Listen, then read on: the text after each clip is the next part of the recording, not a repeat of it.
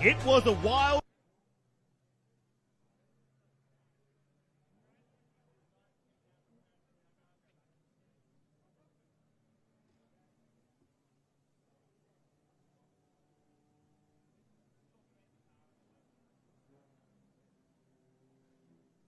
It was a wild ride under lights in Sydney for round one of the TFH Hire TA2 Muscle Car Series, framed by Hi-Tec Steel Framing.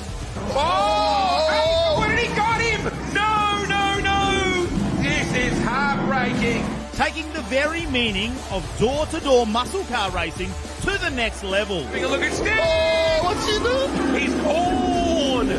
How do you like your T-bone? Medium rare? Josh Haynes evaded the carnage to take out top honours in round one.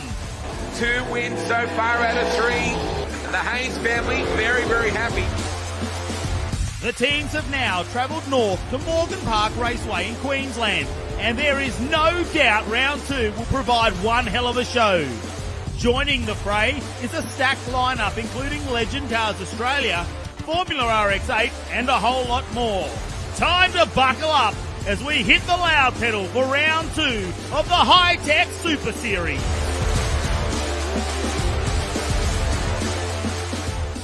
Well, welcome to day 2 of competition here as part of the Hi-Tec Oil Super Series. Yes, we are just a couple of hours out of Brisbane here in Queensland in Warwick at Morgan Park Raceway, and we saw some very hard conditions yesterday with a lot of rain, but today the sun is out and Matty Mack joins me back here in the commentary box. Much better day today. It's still not warm. I can tell you it's still not warm. It's only about 10 degrees, but as we look at that drone shot there, you can see, the sun's out. A few clouds around. Most importantly, though, in the background there, the track, Matty, it's dry. The infield, that's still wet. So plenty of jeopardy, plenty of opportunity to find the fence today as we kick off day 2 of the Hi-Tec Oil Super Series. What a great day yesterday, man alive. Though every single one of those drivers did an outstanding job to keep our TA2 muscle cars on the circuit. Some of them had never even driven on the wet before, never driven a race car in the wet before. So up and down pit lane yesterday, you could almost see that there was a palpable sense of relief that there were no issues. Obviously, we had the Terps Tippers Mustang had that clutch issue, so we didn't see Jet Johnson on the track. They fixed that, so he's going to make it back for race 2 this morning. But boy, oh boy, we had a couple of offs, we had a couple of spins, but we didn't bend anything, and that's the most important thing. Look, I think it was a lot of respectful racing, wasn't it? Let's have a look at some of the Hi-Tec Oil's highlights from this wet race yesterday to kick off the weekend. File start, wasn't it, because of the amount of rain? And look at the spray came off the cars. Now, Brad Gardner was your number 1 qualifier there in our Super 6 shootout, and Josh Haynes, well, he had to try everything. Didn't want to let him get away at the start of this race, did he? And they were sliding the cars everywhere. Well, they were smart, right, because you've got to build up some heat in an environment where it's really hard to do that. So we're on our Who's Your Wet tyres here as we watch Brad Gardner and Josh Haynes through the sweeper. This was the place where if you're going to have an off, it's going to be a big one through that high-speed sweeper just there. You can understeer, you can oversteer, or you can just find the marbles and fire off the road. Now, that was the first one for Josh Haynes. There's his family there. You can always tell what's going on with Josh on the track by the look on his mum's face. And there was some great racing. Here was Graham Cheney and Mark Crutcher with Domain Ramsey really making gains. And then we had side-to-side racing, which is what we want in TA2. It was Josh Haynes. Yeah, he was there with Hayden Jackson, wasn't he? And that was after he went off the track, ended up behind him, managed to get back in front. But Brad Gardner boarded home there. Tim Brooks, his crew chief in the background there, making sure that he just kept composed, I think, in that situation. I'm sure the moment Josh Haynes went off in the background, probably the heart rate dropped a bit. You would imagine so. I think everyone that were watching, both sponsors, category managers, commentators, everybody's heart rate dropped just a little bit. But look at that, the Hi-Tec Oils Camaro, Brad Gardner. We have an onboard with him today. Looks pretty chilled, pretty relaxed from Pomona in South Australia. I think Wade Ornger usually describes him. It looks like he should be in the cast of Revenge of the Nerds. Such a lovely young bloke, and can wheel a TA2 car as they leave the dummy grid now. There's Hayden Jackson as well. We're going to be doing our normal rolling start. So we're back to situation normal, Matty. We're going to be side-by-side racing. Hayden Jackson on board here. We're going to be side-by-side racing. We'll probably have two warm-up laps just to get some warmth into our Hoosier Slick tyres. Then the lights will go out. We'll have a rolling start and we'll be off for race number 2.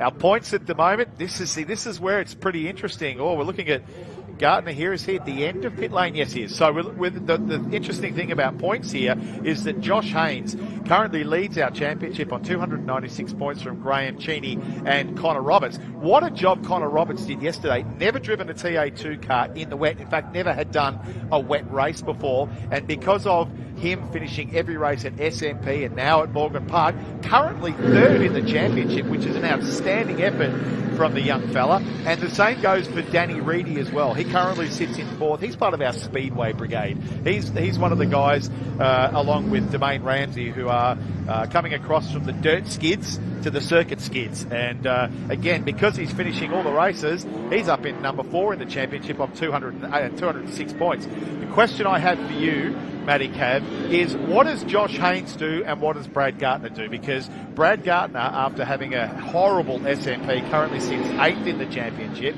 and Josh Haynes is 1st. This weekend, Brad Gardner, he's got the wood on everyone at the moment. He's one of the fastest guys out there, if not the fastest guy out there. So what does Josh do? Does he push? Does he win for the weekend? Or does he just try and consolidate? As we look at Timmy the Teeth on screen right now, that's Tim Brooks, who is Brad Gardner's engineer, along with Ben Leeds as well. What does Josh Haynes do? Does he push? Does he go for it? Does he send it? Possibly have an issue, because if he does that and Brad Gardner continues to win, that'll close the gap from that 8th up to 1st or 2nd for Josh Haynes. Or does Josh go, you know what, I'm just going to be careful here. I'm going to cycle around. If I can get him, I'll get him, but I'm going to bank points and I'm going to build my championship. Now, if you've met Josh Haynes, second is not in his second is not an option, right? No, There's 2 speeds with Josh Haynes. He's either asleep or he's flat out. So it's going to be really interesting as we look at our starting grid for the TFH TA2 Muscle Car Series framed by Hi-Tec. Brad Gardner off B1 from Josh Haynes. Hayden Jackson was strong yesterday, a good result from 3rd. Graham Cheney will start from 4th. Mark Crutcher 5th. Domain Ramsey, a ripping run from Domain yesterday in 6th. Connor Roberts, Mr. Consistency, he'll start out of 7th from Paul Hadley. 9th will be Danny Reedy and 10th will be Steve Wilson. Down the back in 11th, we welcome back Jet Johnson. He had a clutch issue yesterday in the Terp Skippers Mustang. Watch for him to come through the pack as we go through this race. A reminder that Jet Johnson was 3rd fastest when we had our initial qualifying session before he had that clutch issue in the Super 6. So he's going to be a wild card, I think, from the back. I think for Josh Haynes, he's got to put himself in Brad Gardner's shoes. Now, Brad Gardner last year had a couple of DNFs as well. He knows if you drop around, it's very hard to come back from that, which happened at Sydney Motorsport Park. So if you're Josh Haynes, you've got to think, Brad's got nothing to lose. Absolutely. So maybe he just sits behind him, but we're on board with Jet Johnson at the moment as he's warming those tyres up. Watch for him to make a big impact on the last few cars this race in the very first couple of corners, especially when we head into turn 4. We come out of that big turn 3 down to turn 4. Good overtaking opportunity, and we know he's going to be a lot quicker than those last couple of cars out there. Well, one of the great things about Morgan Park, Matty, is that there are multiple passing opportunities. You can pass into 1, you can pass into 4, you can pass and go side by side through 5 and pass into 6. If you're brave and you get the opportunity, you can throw a pass at 7. Definitely a pass at 10. You can even do 11 as well. So this is one of the great circuits as we look at our drone shot over the Warwick sign here at Morgan Park, that you can do lots of passing. But what it does take is cooperation from both drivers. And we saw it yesterday between Josh Haynes and Hayden Jackson. Josh just jammed it down the inside at turn 4. Hayden saw him coming and just opened the wheel a little bit, was able to then rotate the car and go side by side through 5 and get him back at 6. That side-by-side racing continued through 6, 7, all the way through to 8. So this is a wonderful circuit. We're only about 2 hours west of Brisbane. It's a circuit, we've got 3 circuits here in southeast Queensland. We've got Lakeside, we've got Queensland Raceway, and we've got Morgan Park. Morgan Park is the place where most drivers, if you're from Queensland, a lot of them start your career here. I started my racing career here some 22 years ago. So it is a great place. It's a great town. And if you're ever in the western region, I really encourage you to come down and take a look at Warwick. And if there's a race meeting on, make sure you get out and have a look. Also, the place where Matty Campbell Porsche Junior factory driver, cut all of his experience here.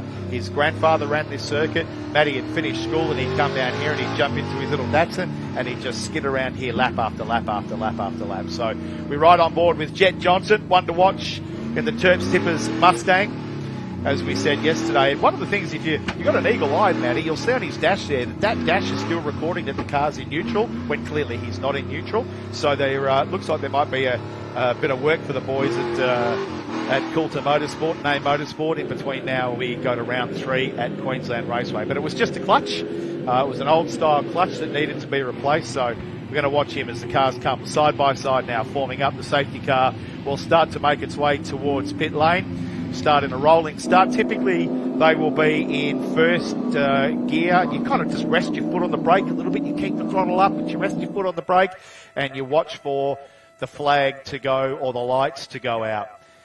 This is the point where you start to get a little nervous. You've got to be careful down here, down into turn 1 with the bumps. What do you do? Risk versus reward. Side by side. Josh Haynes. Well, look, Brett Gardner on the dirty side of the track, but it's got to be an advantage going to turn 1. Can he get the jump on Josh Haynes? It's about to go green. Here we go. Oh, we're going to hear the V8s rumble too. The DFA tyre muscle cars are underway for race number 2. And Brett Gardner gets in front of Josh Haynes, who cuts across in front of Hayden Jackson. Turn 1, what can we do on the outside? Graham Genie as well. They're going side by side for 3rd position. It's already on as we go through turn 2. The big run up over 3 to the left. Oh, look at that. Jackson on the outside. Hopefully he doesn't get squeezed out as they come down into turn 4. Look at Crutcher in the background under brakes.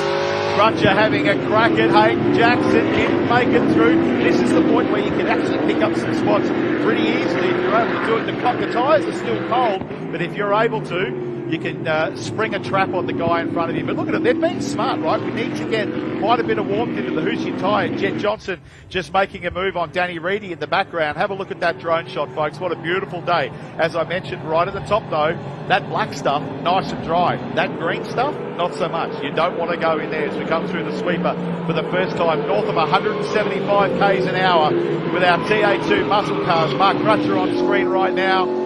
You can see the car sliding a little bit. They get a little nervous under brakes.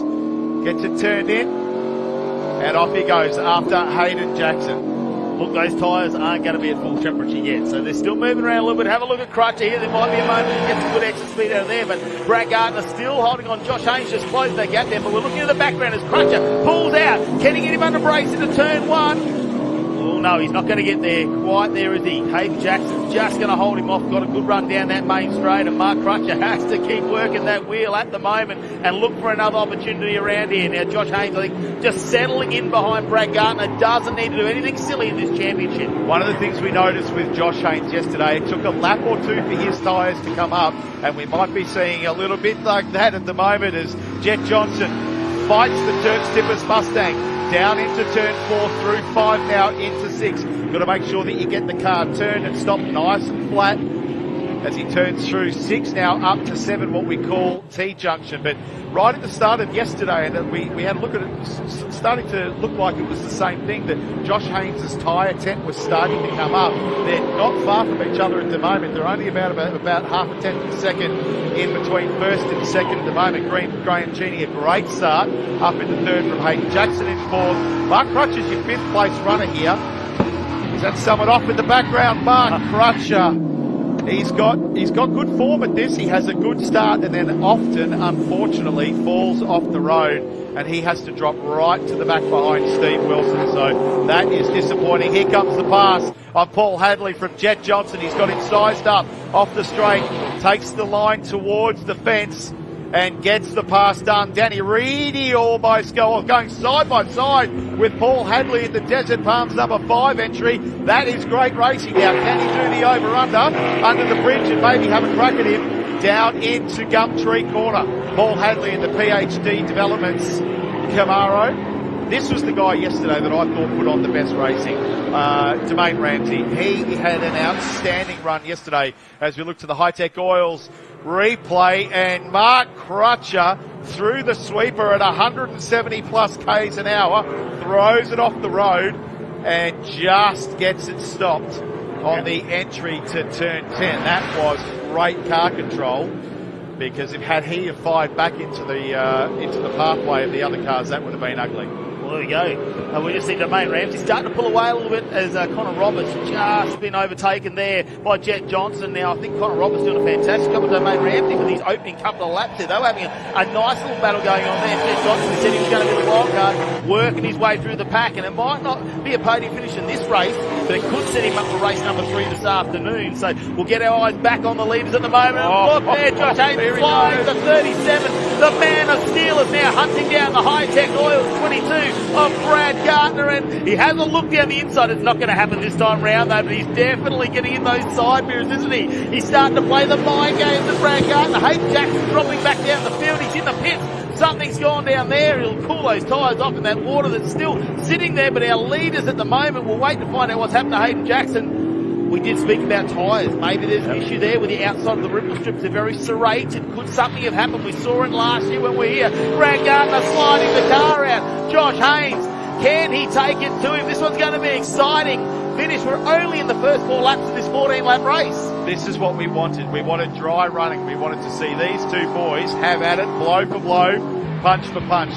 Now, what's going to happen here is that Josh, realistically, is going to sit behind, pressure, and see if Brad Gardner makes a mistake as we look on our split screen here to Hayden Jackson. They've got the car up on stands, just making sure that they can tighten stuff. We saw he had an exhaust issue back at Sydney Motorsport Park. Hopefully that hasn't reared its head again, and he's going to make his way back onto track. But on track right now, Brad Gardner from Josh Haynes in the Herzog Steel Mustang. Brad Gardner in the Hi-Tec Oils Camaro. Here's a look at the action on the track at the moment. Domain Ramsey just getting a little wide there. He's got the blowtorch from Jet Johnson all over him as they cycle up through 3 towards 4. Now, Domain, you've got a Super 2 driver sitting on your backside. This is going to prove to be some awesome experience for Domain Ramsey's learning curve. Jet's not going to make it easy for him, but Domain is positioning the car beautifully. Look at the wheel work from Jet Johnson. He goes, oh, and the big lock up and slide from Domain Ramsey. That's what we love about these cars, Matty Cab. Side-by-side racing. Domain Ramsey cuts off the line. This is what makes this class of racing so exciting. Look at the wheel work from Jet Johnson. He runs a little wide on the corner. Michael Coulter will be stepping back from the screen in Sydney. I can give you the strong tip. Oh, the onboard makes it look like he's making pizzas, doesn't it? He's very busy in there with the hands. Domain Ramsey, though, what a job. He might be new to TAT, but he is not new to racing, and he is used to holding people off when it comes to the speedway circuit. So he's making that car as wide as possible, using the track and doing a fantastic job with the youth and experience that Jet Johnson already has. Oh, could he get the run here, Jet Johnson? He's got more exit speed, but Domain is right in the middle of the circuit. If he's going to send it, Jet Johnson, it's going to be a big send, but he thinks better of it. Tucks in behind again. Domain sending it so deep to 1. That can ruin your run. As we look at Gardner getting past for the lead. Josh Haynes down the inside, down into turn 6, and he's got the pass done. What a pass from the Herzog Steel Mustang. Can Gardner get back up beside him again as we go toward T-junction at turn 7? These are the front guys. They put a big gap on the field from Graham Cheney and Jet Johnson. Connor Roberts doing an outstanding job as well. And it looks as though Domain Ramsey's dropped down to 7th. But through the sweeper come the 2 leaders. Gardner in the 77 car from Josh Haynes in the 37 car. Well, he's been pushing really hard, Josh Haynes.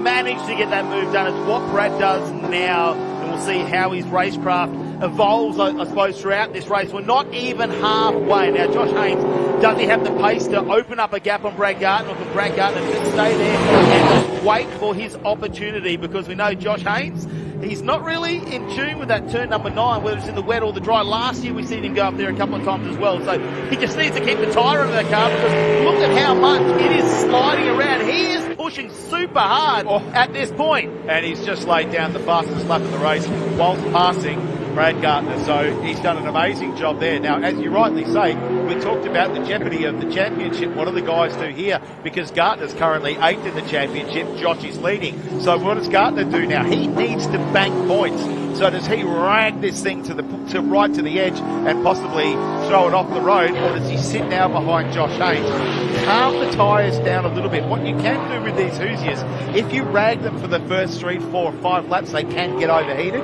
If you roll out of it a little bit for a lap or two, the grit comes back to you. So Gardner might just be allowing that tyre grip to come back to him, but a good gap now for Josh Haynes at the front of the field. But he's got to think championship too, does Gardner. He needs to finish. He needs to get and accumulate points towards his championship, because 8th after round 1 is not ideal.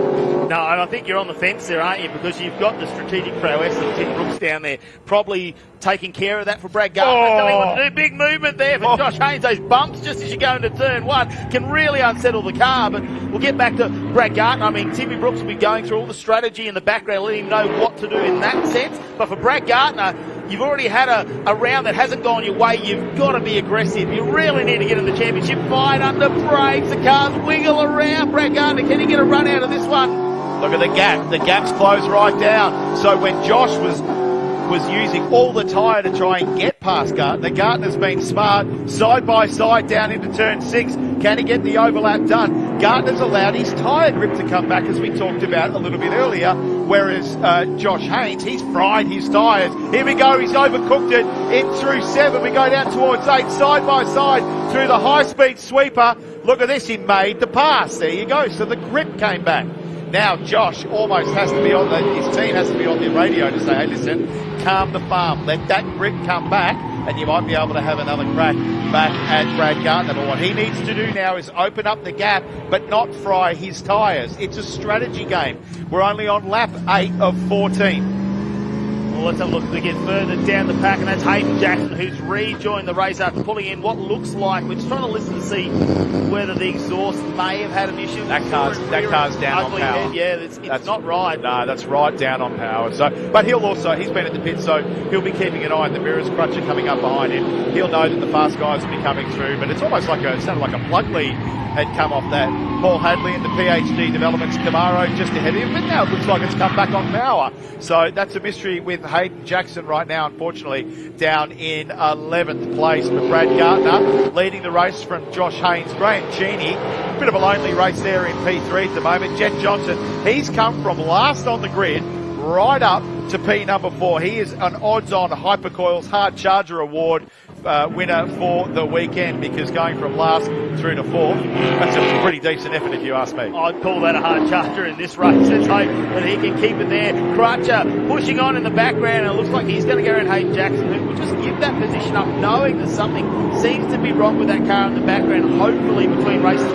But he's doing the smart thing. He's out there because he needs to keep accumulating those points, because he's a little bit further down than Brad Gardner as well at the moment in the championship. But you have to get some points every round. You cannot go a race without finishing. You must finish every single race, particularly in this championship. So that's what we talk about Brad Gardner. Last year, 2023, he had 9 DNFs. If he wasn't DNFing, he was usually right up the front. So, and he only finished 9th in the championship last year. So you must finish every race. Looks to be a bit of a gap, as now Haynes still holds that fastest lap of a 1:16.5. They're only dropping down by about 0.2 of a second at the moment from that pace.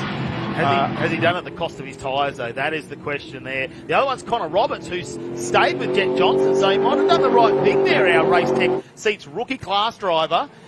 Maybe he's done the right thing. You let Jet Johnson go by and then follow him through and learn where to set the car. That's exactly right. He'll learn from that. Now, this is an interesting dynamic, what we see on screen at the moment, because Mark Crutcher, who threw it off the road, Paul Hadley Developments, his team actually crew the Mark Crutcher car. Now, Paul is not an easy person sometimes to pass, but look at this.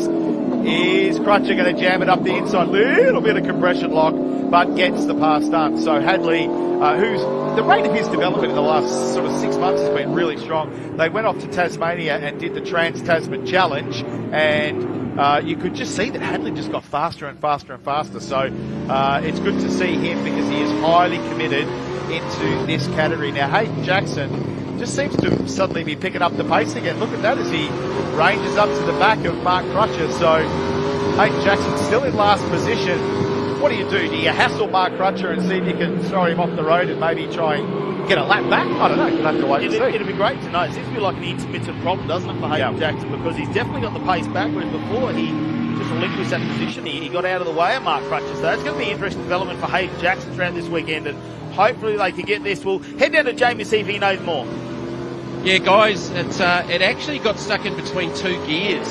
So they pitted to reset that, and it's back out there and it's got pace. So it wasn't an engine issue. It literally got stuck in between two gears. And Matty, you probably know a little bit more about that. Yeah, because if you rush the gear change, it's never happened to me, thank you, Jamie, but if you rush the gear change, sometimes you can get it caught between the gates and the selector just jams up a little bit. All you got to do is lean underneath it, give it a bit of a whack, and it actually comes back to you. So that car, as you say, is picking up pace here. But you know what? Mark Crutcher doesn't need to be racing Hayden Jackson. Hayden's right, like far down the track from him. So he almost, you could argue, could just let Hayden go and see what he does and make sure that he doesn't feel under pressure at all as Brad Gardner continues to lead this race. We're lap 12 of 13 at the moment from Josh Haynes. Graham Cheney, a great race. He is currently second in our championship at the moment, and that's what we talk about, consistency, Matty, and just banking the points. So that's fantastic from Graham Cheney. And then we've got Jet Johnson from last to fourth position. Standout for me, Connor Roberts, Danny Reedy. What a sensational effort those boys have put together to be able to be racing these guys now in the dry and staying up with a bull's roar of the podium. Yeah, just gaining more and more experience every race. Now look at Brad Gardner. He's opened up a 10-second lead over Josh Haynes. Now we know Brad Gardner just scrubbed some tyres in, didn't he, before qualifying? When they qualified at the drive towards the Super 6 shootout, they scrubbed some tyres in to prepare for that. So maybe they just got their strategy right on this one, or Josh Haynes, has he had a big moment? We don't know. We'll wait and find out. One of the intricacies that you find at Morgan Park is that a green tyre doesn't necessarily give you the best grip. So often, as Demain Ramsey fires off the road, I think that is down between 1 and 2, and he was threatening to do that because there was quite a bit of lock-up. He was locking up quite a bit in the early stages of this race. But if you could road a set of tyres, do a lap or two, practically don't even take the stickers off the tyres. They will provide better grip earlier on in the race as you go. We saw that Brad Gardner, Tim Brook and Ben Leeds, very clever. They did that through qualifying. Nobody else did it. Those boys did it. But I am surprised at Josh Haynes. Tyre's gone. He's done a tyre on the right rear. So I dare say that was starting to go flat. Hence the reason there was that gap. Such a large gap between Gardner and Haynes. This is dreadful. We watched the Hi-Tec Oil Super Series replay, and it's not just gone down, it is destroyed. So that is up onto the main straight. How lucky has it happened before pit entry that he's managed to get that around? That is extremely lucky for him. But it's a heap of points and it's going to hurt him. Well, hopefully they'll be able to get a tyre on that. He can get round and he can actually remain scored as scoring points rather than a DNF, because that will be a disaster. But you can see there that tyre absolutely destroyed, and the amount of water on there. We talked about the infield being quite wet. But on the final lap, it has played all into the hands of Brad Gardner. He is going to clean sweep this one so far. Pole position, race 1 victory, race 2 victory, and look how easy he's going. He's got it smart. The Hi-Tec Oils Camaro takes the checkered flag at race 2 of the TFH TA2 Muscle Car Series, framed by Hi-Tec, puts him in an outstanding position for race 3 a little bit later on this afternoon. Awesome race from Graham Cheney. That's exactly what he needs for his championship as well. And in fact, that might even vault him pretty close to the top of our championship at the moment. Jet Johnson, a podium all the way from 11th and last to a podium. Outstanding effort. Connor Roberts flags it in 4th. Another great effort from Connor. Danny Reedy in 5th. That'll be his highest finish in the TA2 Muscle Cars. Mark Crutcher in 6th, coming up to the line now. Paul Hadley will finish in 7th in the PhD Camaro. Demain Ramsey, after an interesting race for Demain, he found the infield and outfield a couple of times. Steve Wilson in 9th. Josh Haynes, luckless, cut a tyre, and I'm pretty sure he didn't get out to meet the checkered flag. So we'll just need to see whether he is qualified as a finisher. And Hayden Jackson in 11th. Doesn't that start amazing script, doesn't it, though, for our next race? Because Jet Johnson's going to be at the second row, starting behind Brad Gardner. Josh Haynes, you know how quick he is. He's going to come from the back of the field with Hayden Jackson. It's going to be incredible going into the next one. Guys, look at Tim Brook. He's not smiling now. the now he gets serious. The teeth have disappeared. So now we're going to look at a round win, right? There's 2 races left. We're halfway there. Brad Gardner has dominated. Yep. Now it changes focus. Not to winning races, to winning rounds. as we look at our final scoreboard out for the TFH Hire TA2 Muscle Car Series, sprayed by Hi-Tec. Brad Gardner from Graham Sheeny, Jet Johnson, an amazing drive from 11th to 3rd. Connor Roberts in 4th. Danny Reedy, awesome effort in 5th. Mark Crutcher in 6th. Paul Hadley, Jermaine Ramsey, Steve Wilson and Josh Haynes, who is classified as a finisher in 10th position, with Hayden Jackson in 11th. So action-packed race 2. First one in the drive for us here, Matty. And, I mean, the story of that one's clearly Josh Haynes. We talked about it. Cutting a tyre here, not a difficult thing to do. I wonder if running the curbs cut the inside shoulder of that tyre, because that tyre wasn't just a little bit going down, it was destroyed. So Brad Gardner exiting the car now, getting a big pat on the back from his team. I think I called it actually that Brooksy was looking after Josh Haynes. Sorry, he would be smiling. He's looking after the race winner, Brad Gardner. So replays now of race 2 of the TA2 Muscle Car Series. Everyone behaved themselves as they left the line. A little bit of side-by-side action between Cheney and Hayden Jackson. The number 4 of Mark Crutcher just making his way under the bridge. And this is where Crutcher just lost the front, fired off down at turn 9 and luckily got it back. The other thing he could have had there was an overheating car, because there was quite a bit of mud in the front there, but luckily he stayed off to the outfield and didn't fire back in front of the cars. This was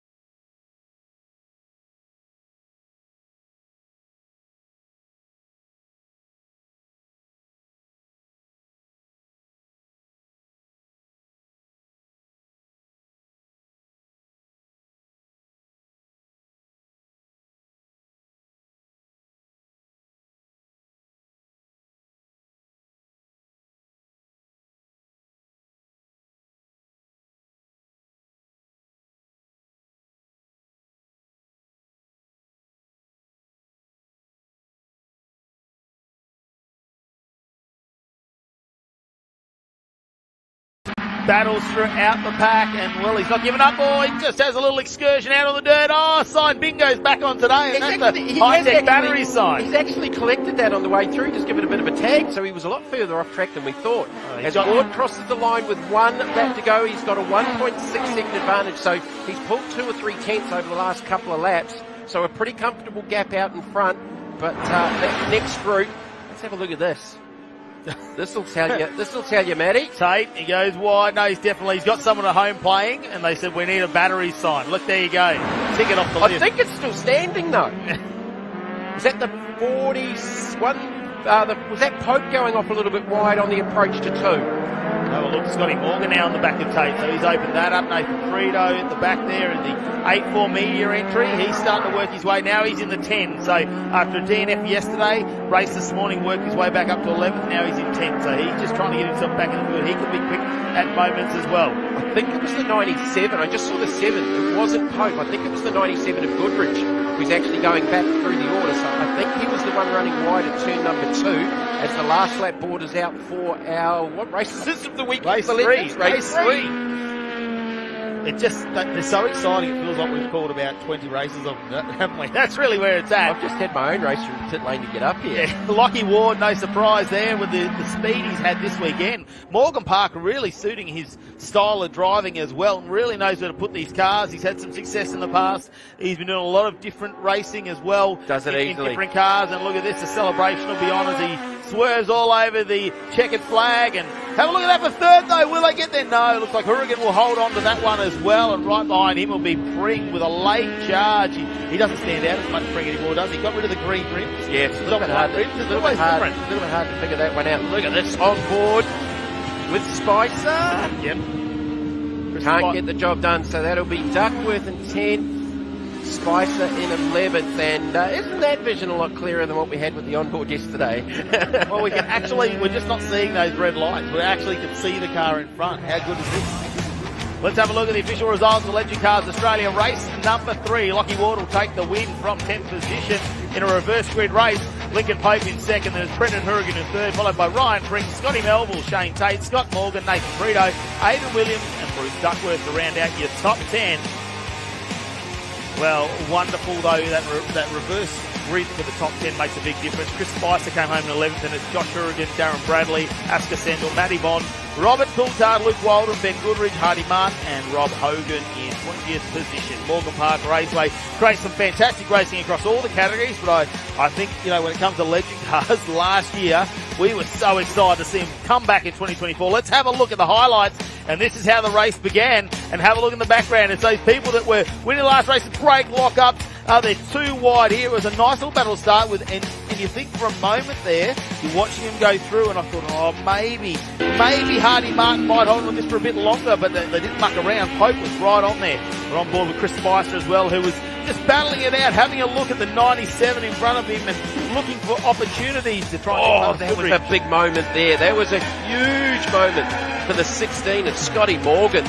That could have ended very, very badly. They were 4 wide on the approach under brakes down into 1. Well, that was a Morgan Tate car we were about to end up with, really. That was one you were talking about. Yeah, I missed that. Nearly jumped in, nearly. And then Lockie Ward just slowly working his way back through the pack. Well, putting on a master class. Pope tried to hold him out. He's pushing the limits of the car. It's starting to slide around a lot more, and we saw in the TO2 race. You've got to be careful because the inside of some of our ripple strips is very serrated, and that can cut a tyre. I am wondering if that's maybe what the issue was with Haynes' car. Well, there was some contact there as well. There was a little bit of contact going on in this race. This is a bit of contact with one of our Hi-Tec battery signs with the 147, Shane Tate. Fantastic class, and again, they just continue to not disappoint across all of our Hi-Tec Super Series rounds. And again, after the conditions yesterday, it was incredible, respectful racing yesterday, I think, in the rain, and where people were struggling to see, and we didn't see a lot of damage come out of it, and we've gone over the dry, and we thought, you know, you can unleash anything in the dry here, but again, a fantastic race from the Legend Cars Australia. Great to be here. Now, we've got a bit more crowd coming out today, don't we, because the sun is out, it's more favourable conditions, you're not as wet. So, you know, you can get out here and really enjoy it. We've got plenty more action coming your way, but we jumped on board with Justin Lewis in the Formula RX-8s to see what a lap looks like around Morgan Park. Okay, and here we are for a hot lap around Morgan Park in the Yellow Express number 50 Formula RX-8. Let's go. All right, let's drop it down to third, into the first corner, down into second, where we throw a big flame out the back, and then back on the gas, and then the commitment into third gear, and then underneath the bridge. You've got to hold it flat here, otherwise you're nowhere. All right, back into fourth, and then easy down into third. Match the gears in the synchro, throw another flame, and up on the ripple. Got to get into the gas nice and early here, and make sure you get wide and set yourself up for the next corner. Let's see if we can catch the guy in front. All right, here we go. Into second. Hug this one nice and tight, and then bring it right out onto the ripple. You've got to use every single inch of the road with these cars. Keep it in third, a little dab on the brakes, and again, use the ripple and ease it out. You're going to now have to head down here and prepare for the biggest, fastest corner on the track. So we're going to have a little dab on the brakes, and then commit, and then back on the gas, all the way.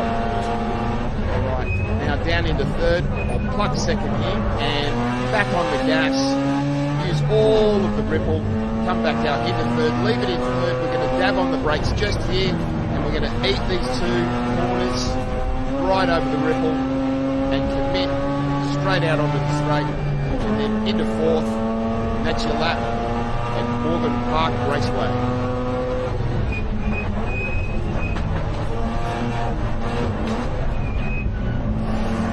Yeah, great to get a lap here with Justin Lewis. It was a bit different yesterday. It wasn't quite the vision, was it?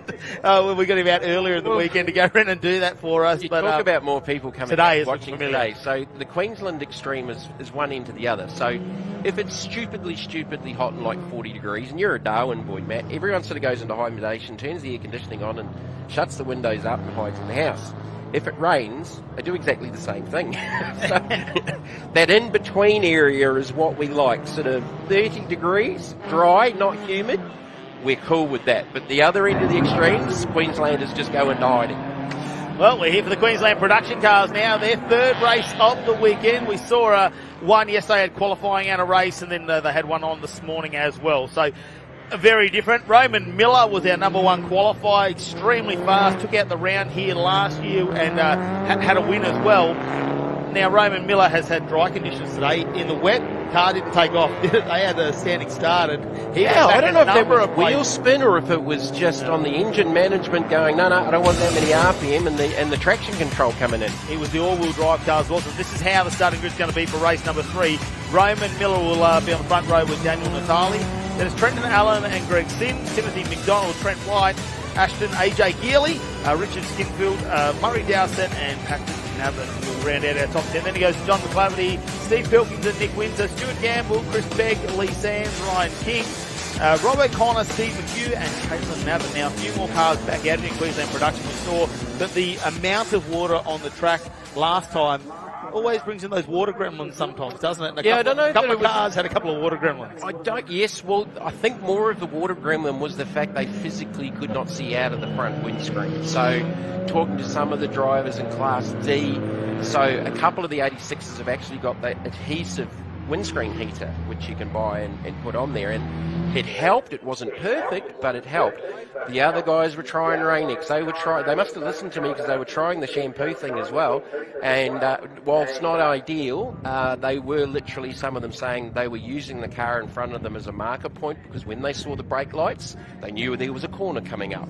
Well, great to see the families back out here enjoying Morgan Park Raceway and round 2 of the Hi-Tec Oils Super Series. And one of the fantastic things, which is you don't see it at a lot of tracks, is that's the bridge that goes over to the middle, so you can actually base yourself and see a lot of the track as well. So yeah, it's actually not a bad viewing pretty spot. Unique in that sense. The other spot's down the further end of the track, down by sort of turn 8, 9. So on the approach to 9 to the S's, there's a little grandstand down there beyond sort of the pity area. That's a really good little viewing point down there too. But I think we've got the best seat in the house here, Matt.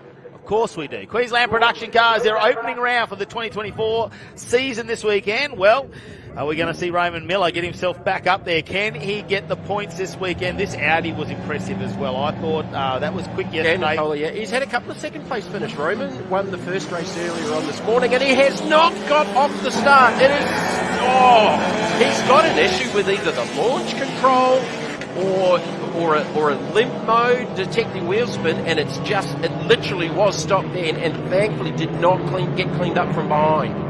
I think that's what we've got to take out of that is anything could have happened when you've got your pole sitter there and just doesn't move at all. And the cars, as they move around, they get closer and closer. Luckily, it looks like we've escaped that. Have a look down the inside, though. It's Allen going to try and do a nice little dive on, was that Sim? No, McDonald. I think he's just done that on there. No, Yeah, you got two of the Evos. That's Symes there in the second position in the Evo 10. Trenton White back there in fourth in the older Evo. I think that's a 5/6. Maybe a 6.5. Oh, look at these conditions. Fantastic. So, yeah, Dan Natoli's had a really solid weekend. They had some issues in practice with the throttle body and a turbo pipe, I think, coming off. But that is a manually shifted. It's not a steering wheel paddle shift deal. It's a manual, normal manual shift gearbox, 5-cylinder turbo Audi. And he's really getting the job done so far this weekend. Well, we're seeing back to the back. They're starting to spread out a bit. Oh, no, off on the grass. Stuart Gamble. Oh, Gamble, the BMW, the later Model M2 as well. We can tell by the front grille. Let's have a look and we'll see if we see that on the replay there. He'll be further back. Oh, he's just done it on his own. On the curve, so he's got out there over the curve. Oh, he did. Now, one of the things we haven't had a chance to talk about, Matt, is it is still very, very wet off track. Out on the grass and what's left of the grass, it is so slippery. So if you go off in these dry conditions, you're going to go off a lot faster because it's dry, but you're not going to stop on that grass. So I think if anyone goes off high speed, you're going to see some contact with some of the tyre barriers around the circuit. Hopefully we don't get that, but definitely the potential with how wet it is around the facility after yesterday. Well, that's the risk you're taking, isn't it? I suppose that's got to be in your mindset, depending where you want to be out there racing, whether you take a risk or whether you know you've got the confidence to put the car in on a corner. And here's a nice little battle now. We've got going for fourth position, White, McDonald and Schinkfield all together, and the BMWs are trying to bully up on that Evo, aren't they? Yeah, absolutely, absolutely. Remembering what we're looking at here too is a whole lot of different class categories running in amongst. So the X's and the A's. So the X class entry is Miller, and obviously he didn't get the start. So here's what doesn't happen for Roman Miller. Oh, look, further back there were a couple of cars splitting, and there was at least a couple probably unsighted. He rejoins, but he's fourth to last. So watch for him to start storming his way through this field. Yeah, big moment there, and you're bracing yourself. The car's just veering off at the last moment. Let's go back to our race leaders. Natali still holding on over Sims, who's just getting in the groove in that Evo in the National Transport Museum entry. Here he is working his way back through. Raymond Miller already up to 10th position. Not the fastest on track, though. He's been in traffic, so he's in the 28s. The leaders are in the 25s. Now, I figured out Roman's nationality. He's got a flag on the side of the car. I couldn't pick it yesterday, and I am... Oh, Murray Dowsett's in the pits. One of the front runners in Class D. He was a little bit down the order, so that's interesting. So he's the reigning Class D Queensland production champion, so he's got an issue with the team yesterday, and they was pushing a little bit of oil out, which the team said was just over full, but he's got another issue obviously going on there, and that takes him out of the Class D contention. AJ Geely's really been dominating that so far this weekend. Well, he's going to have to keep pushing, isn't he, Raymond Miller, if he can try and get himself back. It's all about points now. So he's had a race win this morning in race number 2. Yesterday didn't go his way. This afternoon hasn't gone his way, or late morning. He's got one more race. So now it's about, trying to get back up as far as possible. Natali, I think at the moment, look at the times they're doing now. Look at Miller's got purple sectors coming up, so he's storming through the field. Right, here's another issue on the replay. A little bit of smoke there. This is Miller with a nice pass down the... just a nice pass on the Commodore of McCleverty, who didn't come out yesterday because he just physically couldn't see. So, Roman Miller's nationality. He's got a flag on the side of the car, and I am flag challenged. I'm terrible with flags. He is Estonian. There you go. There we go. You learn something every day. Not too many motor racing drivers come out of Estonia. There was a TRS driver in New Zealand. I think he was about the third to hold a national licence. And Marco Martin in WRC, I think he might have been the first. Oh, well, he's definitely shown us he can definitely steer a car. I know that last year we spoke to him. It's not a bad car. Park. It's a nice car, but M2 competition. Another one that gets behind the sim quite frequently as well. Class battles going on here across sort of AJ Gearley. We've got Navin in the Class C, McClevity's in there in the big Class A Commodore. Steve Pilkington in the Adam Lighting BRZ, so he will be second in class at the moment with the demise of Dowsett. AJ Gearley in the 7th position. He and Dowsett have just been giant killing throughout the weekend with those two little Class D Toyota 86s regularly up inside the top 7 and 8, running amongst some of the faster, bigger class cars. And I think Morgan Park, although it's a 3-kilometre racetrack, we don't have big, long straights. Like when you go to Queensland Raceway, we're going to see those big horsepower cars gain some advantages down those straights. Yeah, certainly some of the guys 12 corners, not massive straights, bring some of these lower horsepower cars into the fight for the overall results. So here's like, this is what we're talking about. A Class D BRZ flat 4 Subaru, naturally aspirated, being chased by the number 15 BMW. That runs in class, I think that's class, it's one of the Class B cars. So 6-cylinder, potentially much faster, but I think Beck might be sort of coming back through the field as well. They've had a little bit of an issue-filled weekend with that B-tuned BMW. This is the 5th and 6th, 69 and the 19. McDonald and Shinkfield. Shinkfield's been in the wars. The number 19. Look at the background. Yeah, Roman Miller. That car there split an oil mine earlier on in the weekend and dumped a whole heap of oil coming up through the S's. Thank God that didn't happen yesterday, because that would have been even worse than the wet conditions we had. Natoli continuing to do a fantastic job in the G-Tactic Audi. Look at that, Roman Miller just put the fastest lap of the race at 1:24. So he qualified in the 22s. Qualified in the 22s. He's in traffic though. Yeah, he's in traffic. So, and look, the slower cars, okay, don't say slower cars, Jamie. The smaller capacity, different class cars will be aware and looking in their mirrors. Oh, here we go. Coming. Here's Symes with a run, looking to try. We know it's a lot bumpier down there on that inside run to 1 though. Not the place to do it. Natoli had enough momentum. Here's Miller to the inside of 69 and McDonald. And that should be for the 5th position. So it doesn't start very well at the moment, but during the race it's very, very quick. Oh, it's definitely quick once it actually gets its motion underway. So look, they've got a little bit of time. They've got a few hours to try and solve that problem down the pits. The problem is, where do you test it? There's nowhere to test it. Well, that's one of the things with some of these cars. They are so very, very complicated. You look in some of the engine compartments of some of these cars, the Shinkfield BMW, the V8 version, you can't see anything. It's just all covers and air filter covers and that to actually physically work on anything. Most of it, even in the engine bay, is from underneath the car. The 86, this is the brand new M2. And this is the Stuart Gamble, he's peeled off into the pit, so he's obviously got another issue apart from that off earlier on. As Natoli continues to hold off Symes here. Audi TT versus the Mitsubishi Evo 10. Four-wheel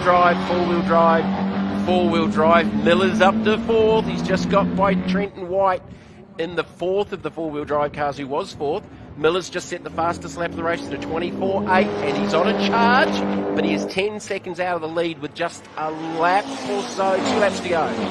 Well, he's only got 4 seconds though behind Allen. So the question is, can he get on the back of the WRX? And just in the background there, I saw him come out as well, and he is looming in the background. That's going to be a good battle in the final lap. Let's get back here though. Commodore of McCleverty. That's 10th and 9th and 10th. Patrick Navin as well in the Sirocco, the Volkswagen. That'd be a quick little car. Yeah, I think they run in Class C. The battle of the BMWs going on here. And AJ Gearley is just in behind these A and Class B BMWs. Like, Gearley's fastest laps are 27.2, which is pretty much what that car's been doing all throughout the week here on Friday in practice. And just a young kid, he's 15 years of age, doing a lot of racing around Queensland and certainly doing a very, very good job out there. And he's, look, off the back of these, what's the dollar add up of those two cars together on screen? Oh, I think Gearley could run his budget for a few years on those cars. Yeah, and that's the one thing about the 86 Toyotas, very, very cheap to run. at a race meeting. It's basically tyre pressures and throw some fuel at it. Unless you've got an issue, which is very, very seldom with these cars, basically tyre pressures and fuel and go motor racing and have an awful lot of fun. And production car racing, obviously, they are cars that, you know, basically come off the production line, take a few things out and put a roll cage of safety in, really. It's brake upgrades, suspension modifications. It's not like it's a unique race car built for one purpose only. It is very similar to what you get on the road. Look at Raymond Miller on the back of Tate. Yeah, that was his team on the radio on screen just before that. So Miller was on a bit of a run. He's just gone 24.1 to be fastest of anyone by 1.3 seconds over the leaders. It's still Natoli out in front. Miller's got Final every lap. purple sector. Final lap. Yeah, he's got not the middle one. Oh yeah, he had it now. Yeah, now. Yeah. No, he's gone purple. Final lap. The race Queensland production Sainz cars. with a huge amount of understeer. You can hear the chirp through the effects. So Symes might just be, well, and as I say that, he's actually coming back to Natoli. He might have an inside run to turn number 7, and yes, he does. I thought it had understeer, and it was really hurting it. In the high-speed stuff, it's not so bad. So Symes takes over the lead, Natoli back to 2nd. I don't think Daniel will be too unhappy about that, because if he can maintain this, he'll have 3 second-place finishes overall for the weekend in that Class 1 Audi TT. He's not giving it up. Final corners, they race down to the checkered flag. The Evo's going to win it. He gets away. Natali will have to settle for 2nd, but have a look in the background. They're coming around 3rd place. Miller's got into position. What a fight back from him after a terrible start. 16. He was 16th. There was only 4 cars behind him off the race start. Geely on the back of McDonald's here for 7th and 8th. That's an 86 Toyota up against a state-of-the-art BMW. 2 very, very different cars, horsepower capabilities. So, AJ, that's an outstanding job. McCleverty will be 9th in the big Commodore, and then it will be Navin in the Sirocco completing the top 10 in the number 77 car. So the checkered flag out on race 3 of the Queensland production cars. Sims will get himself a race win in the number 93 Evo, the Evo X. So Greg Sims gets the win. Daniel Natali 2nd. Raymond Miller fight back into 3rd. Trent Allen in 4th. And it's Trent White, Richard Sinkfield, Timothy McDonald, AJ Geely, John McCleverty, and Patrick Navin will round out the top 10. Followed by Chris Begg, Steve Pilkington, Lee Sands, Nick Windsor, Ryan King, Rob O'Connor, Steve McHugh, Caitlin Navin, Stuart Gamble and Murray Dow sit down in 19 to 20. So we know something. They went into the pits and they had to stop. Gamble with that moment in the M2 BMW where he actually backed into the tyre barrier. And we know being production cars, there are a lot of sensors in there as well. So maybe just it was one of those reversing sensors going off the whole time because he was too close. Might have stuffed up the reversing camera, which Roman Millen just about did here. What a moment. We look at the highlights. Roman Miller was the big talking point, though. The car just didn't go anywhere on the go, and we saw that in the first race as well. One of the other BMWs was completely off track and behind, trying to avoid him as well. So he wasn't even on the motor racing circuit. Heart-stopping moment that could have gone either way, and this is where we saw what we talked about, the sliding on that wet from yesterday. And once he hit that wet grass, here comes Roman. Yeah, he put the foot down, didn't he, Roman Miller? Had to work through a little bit of traffic there. That car obviously a lot quicker, which we saw in qualifying as well, and slowly just picked them off one by one. An amazing way to get to the field. There's got to be some more exciting racing rather than just leading from start to finish. You've got to go through the pack like that, but definitely had a horsepower advantage. And this was the pass for the lead. So Natoli looked like he was doing a good job, and I actually thought that the Evo was starting to pick up some understeer. But Simons actually managed to get a run and held on to it with about, a quarter of a lap left to go. Could be something simple like a Gibbs.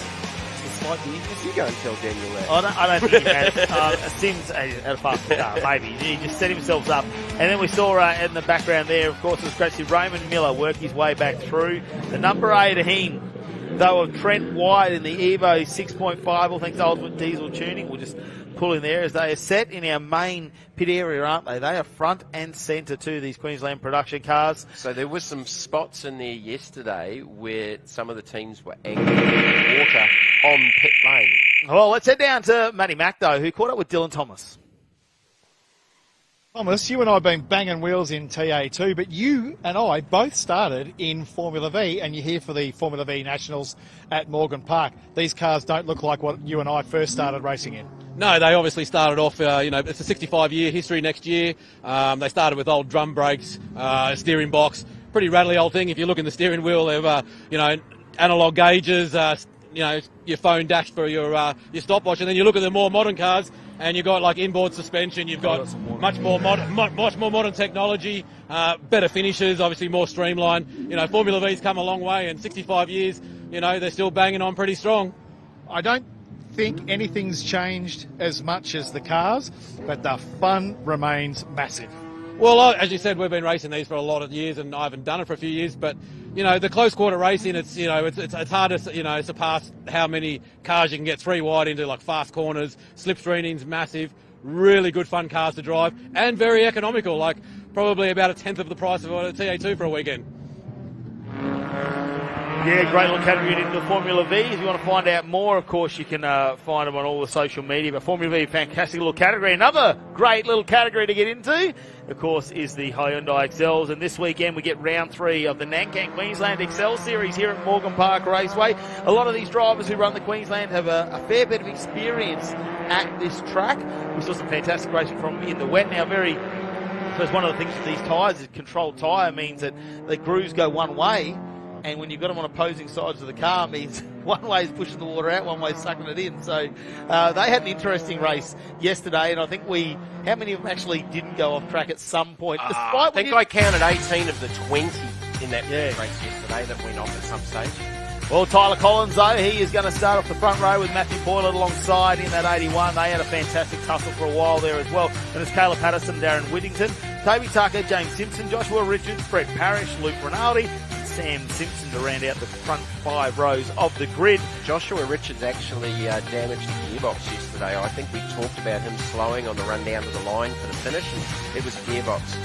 So we got Emily Cacavello there in the 11th position, Misty Grimsley, Jackson Cooper, Cody Grimsley, Josh Trapper, Tyler Cheney, Joshua Shelley, Liam Ioannidis, Angus Ballas, and Wallace completing this lineup. There should be 21 cars on the grid for this race. And I've got to say, for their second race yesterday in very, very trying conditions, all of these drivers did a really, really good job. I know a lot of them went off in that, but not a lot of contact. And no, there really wasn't. And the damage is quite low out there. Potential and we've seen what's happened in Excel racing. They're super competitive, and they all go to try and win. Yeah, well, it's we call it the Nankang Queensland XL Cup. I think a few of the teams call it the Nankang XL World Championship. Sometimes. But look, they're all over the country. Of course, the Queensland Series here this weekend at Morgan Park Raceway. Literally, these cars at the start of their lives were little grocery getters. Fantastic little cars. But we're going back to the 90s with these. And they are the biggest one-make class in Australia and continue to be right around the country. Western Australia, New South Wales, Victoria, here in Queensland, even up in Darwin, the Northern Territory. I'm sure they're racing them up there. They do have a small group of them up there as well. Look, let's see how the start goes underway, because I was talking to them, and yesterday they had to take sway bars out of these cars, soften them up because they're so stiff. They had to try and find some sort of traction in the wet. And now this morning they've got to come put all that back in and go back to a dry weather setup. Again, don't drop a wheel on the outside, which is what we see these guys do. 1 or 2 wheels outside, they will slide anywhere. And here we go. Tyler Collins got the number 1 on the side. Well, there's a reason for that. He's quick.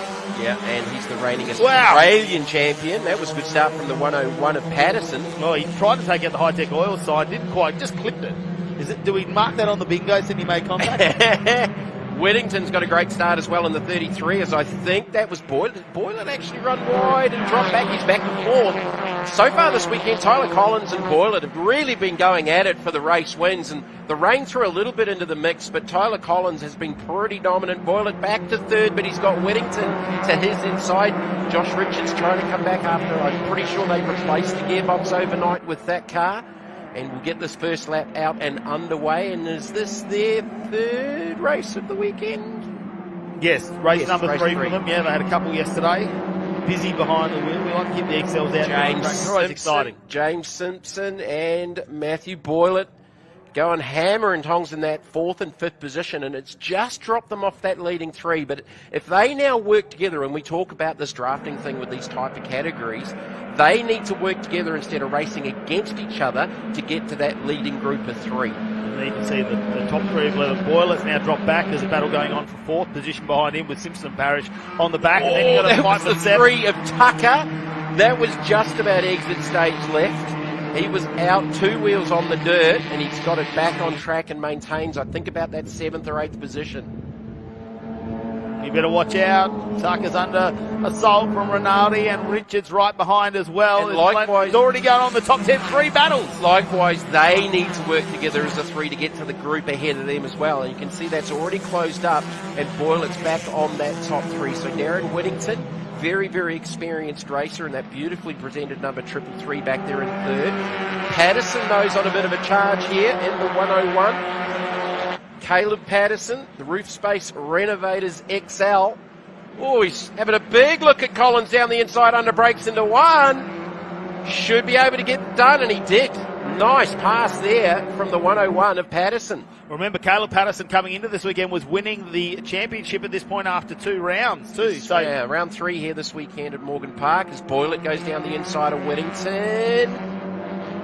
Trying to live there, but gets the spot. So Caleb Patterson was 2nd in the championship coming into this weekend. So very important to keep accumulating those points. He's had some good results. Brett Parrish was leading. He, by his own admission, had a shocker. Absolutely couldn't see a thing in the first race, and unfortunately went off at least 3 times. Mounted a bit of a comeback in the second race of the weekend. So there he is there in the Purple Cars for You machine. So he's trying to work his way. He's back up into 6th now. So he'll be trying to work his way forward and get to this leading battle group, which has now become...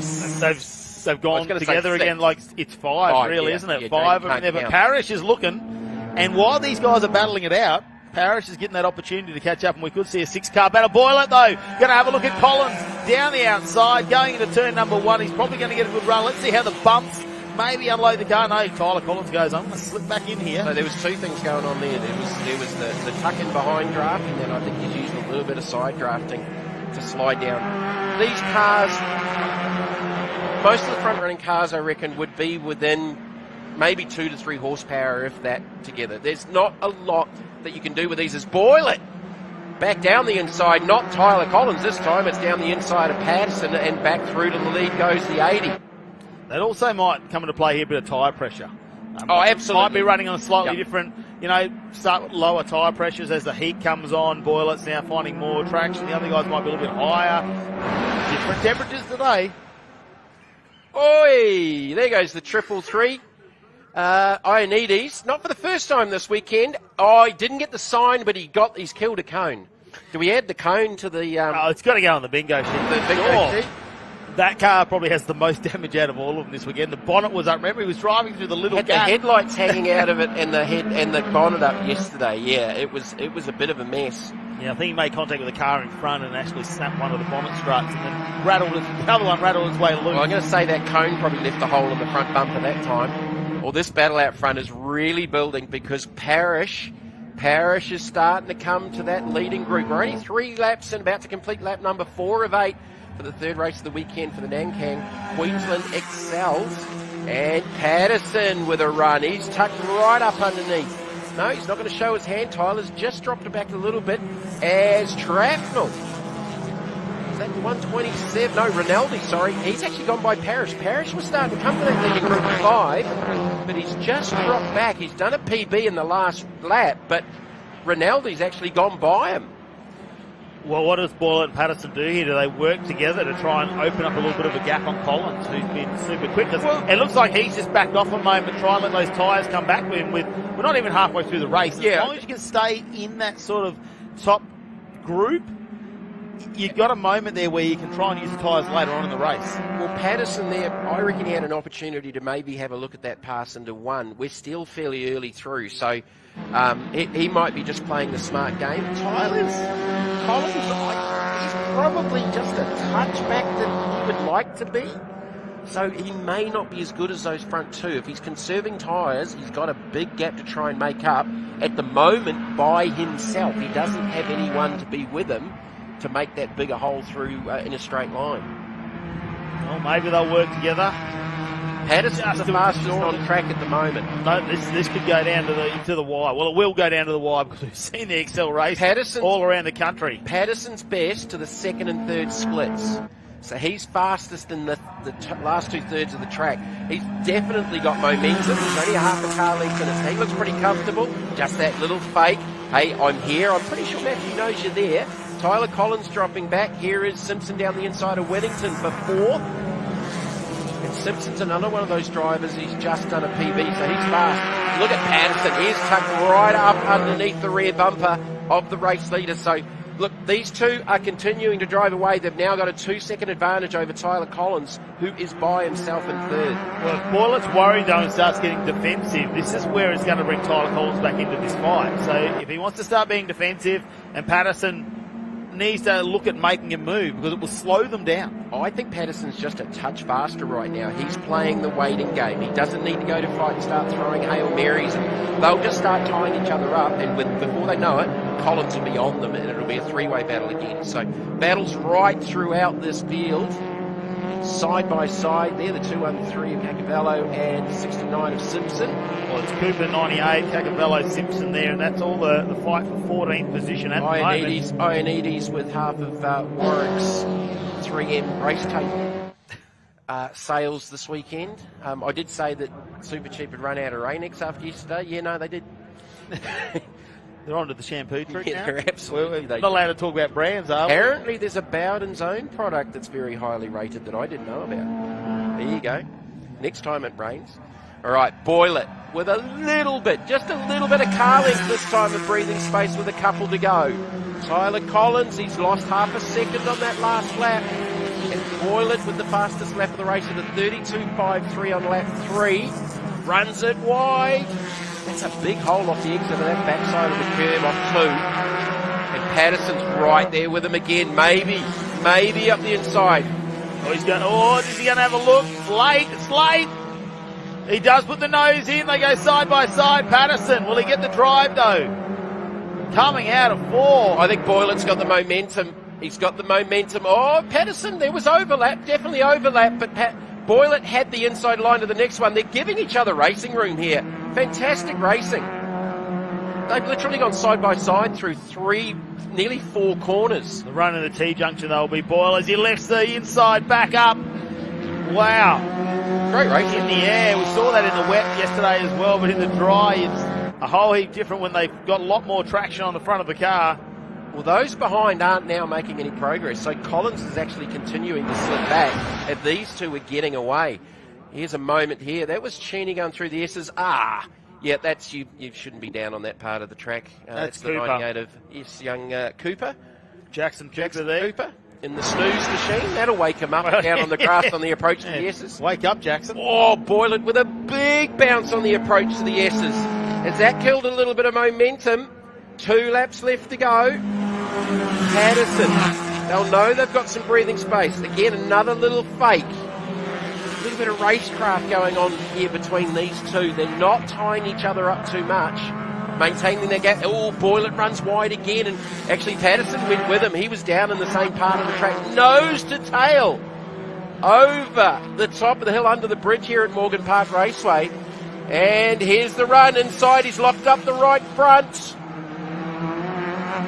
Not as smooth as last time, is it? Didn't quite get the nose in as much as you like. Bit of a lock up on the front brakes. But as close as this is, they have not touched once. That just changed. Oh, they just a little bit of rubber. That was rubber. That was just Rubbins racing. There was nothing in that, but that's how close these two are. This is fantastic. Boylett down the inside run of the T-junction.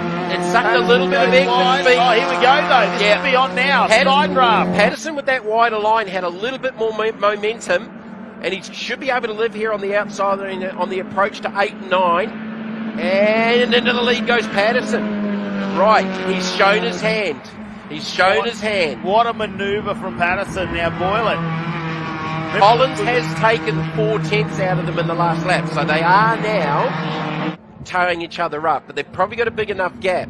So who's going to win the draw? Wow! Patterson launched it through the S. He's still launching it. He's missed the cone though. He's through the water. That's not going to help, and that drops him back. Has anyone told him it's not a trophy truck? It actually didn't drop him. I thought he was going to be back behind Collins. Yeah, that was trophy truck-esque, but that's now got so much stuff up underneath the car and on the tyre. It's just cooled those tyres down instantaneously going through that big puddle of water. How high did the car get through the first part of the S's? Like, man, that was lucky. I felt like there was some stunt driving going on there. Get out. Let's have a look at the Hi-Tec Oils replay. This is where it was great overtake from these two. They've had a great challenge throughout this race. Boylan on the inside, Patterson outside, did not go anywhere, didn't he? Stayed with him.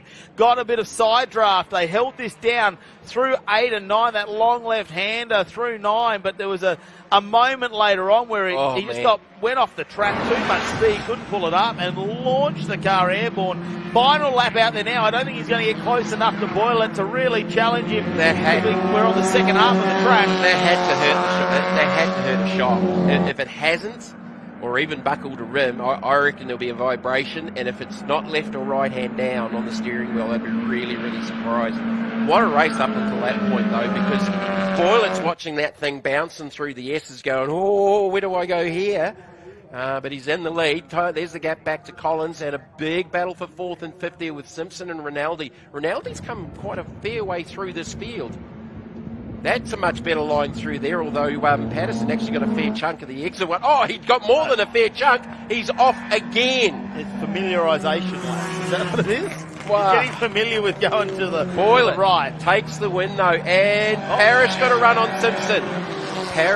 on Simpson. Rinaldi got up to 4th. Simpson's actually lost a couple of spots on that last lap.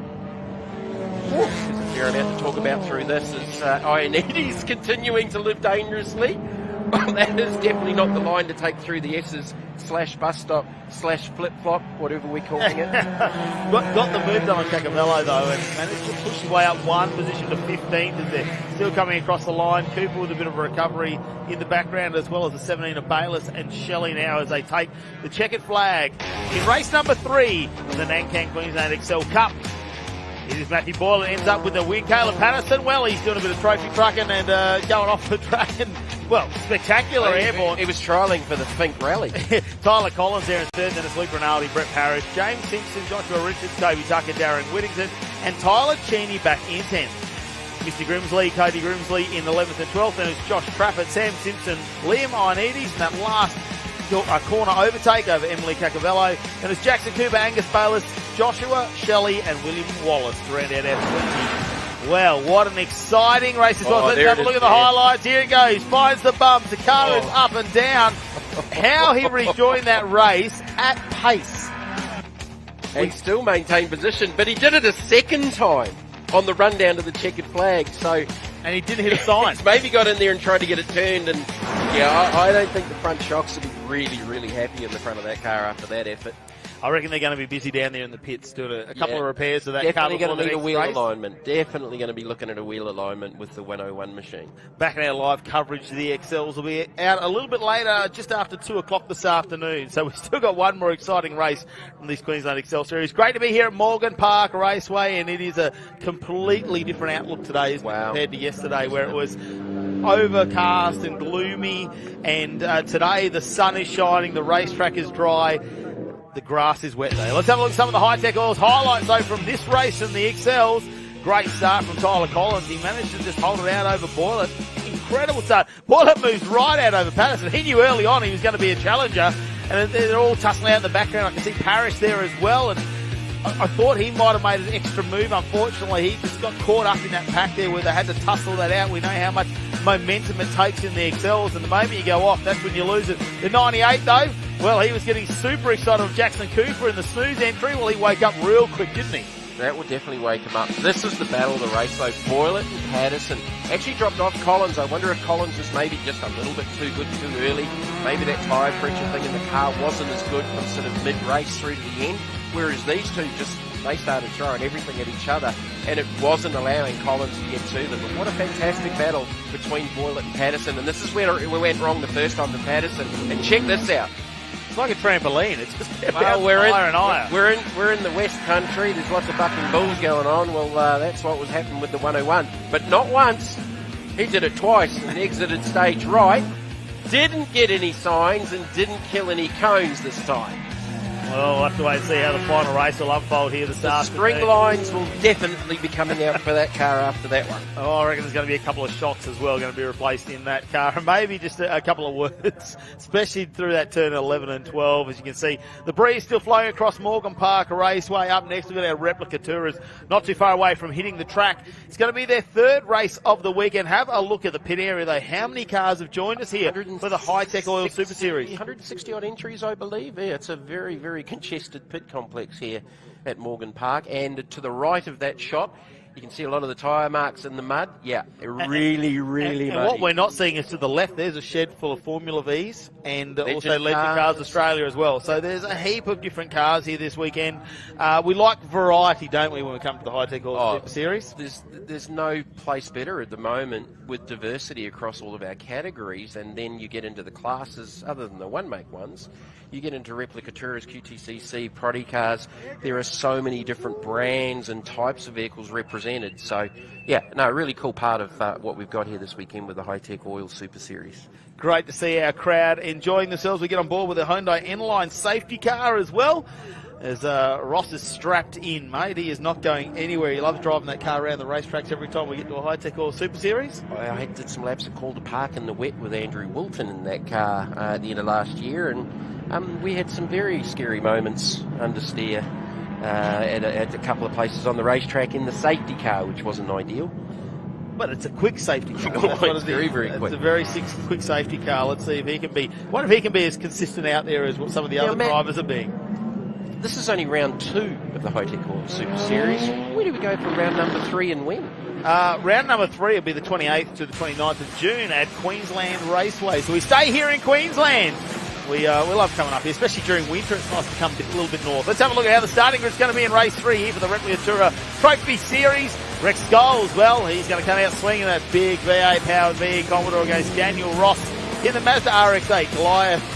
Isn't it really taking Goliath on? That's going to be interesting. Ian Woodward's come back in the Camaro. We know how much horsepower that's got. And Stephen Hay as well. And it's Braden Walter, Sam Allen, Braden Mooney, Lawrence McKinnon, Adam King and Craig Lyne for your front 5 rows of the grid. Replica Tourers are. It's great, isn't it? There is a fair bit of horsepower disparity between that 1 and 2.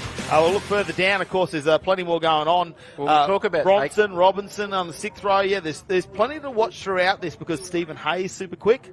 And Woodward.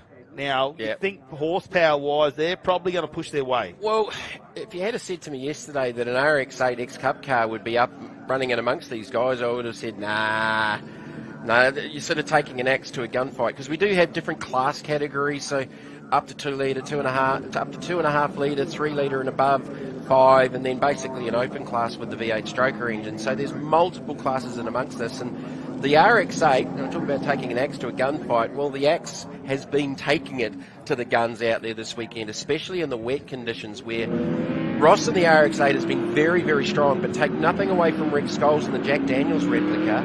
Rex has been really, really quick in a bigger, heavier car where you have to be a lot more ginger on the throttle pedal, especially in the conditions that we had here yesterday.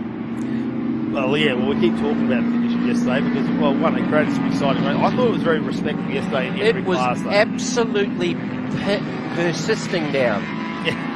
And I think what, from talking to a lot of the drivers was yesterday was it was raining on one, so they come around, it would start to dry, and as they got around the back, another wave of rain would come. So it changed the braking markers every time they went around. A few cars being repaired in the pits after yesterday as well. A couple we might not see back. A couple we could see rejoining us here in the Replica Tourers as well. They've got some strong fields, and we'll see them at our next round of the Hi-Tec Oil Super Series as well as the race gets underway. Let's have a look into this first corner. As we can always see Woody is putting a big dive in on the Camaro on the inside, but around the outside, the giant killer, the RX-8. Doesn't have those horsepower, but have a look. Scholesy got a big handful of opposite lock under brakes into one, and the little RX-8 just sneaked away. I was just about to say that. Someone's down on pit lane. I was going to point that out. It was the safety car.